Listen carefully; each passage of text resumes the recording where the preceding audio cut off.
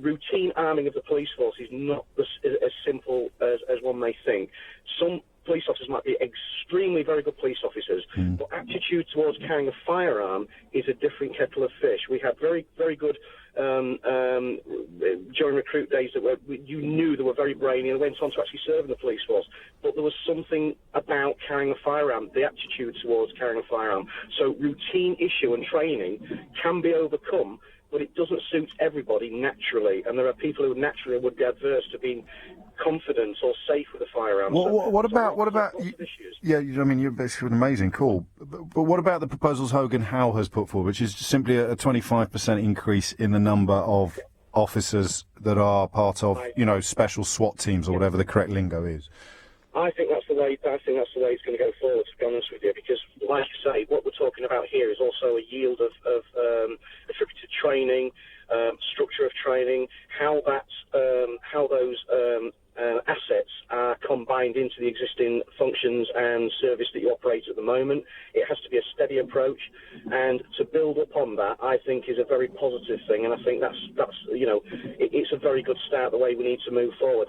Why do we need more, in your personal view? As a former military policeman, why do we need more armed police on the streets of Britain? Well, I think the gentleman actually explained himself is that the yield of officers on the streets compared to some of our neighbouring police services in, say, for example, Holland. I actually worked alongside the Koninklijke Marechaussee, and those officers, obviously, and Dutch officers, they're all routinely armed. And I think when you're talking about, it's about yield, it's about a percentage of meeting the threat. It's about it's about having the resources to be able to draw into a situation that can very, very quickly get absorbed, particularly on the streets of London, I would imagine, is that you don't just need one terrorist situation. What if you've got multiple incidents moving about and carrying on? It's a matter of resource, and drawing these assets and increasing these assets the way that your gentleman guest explained earlier would be the correct approach.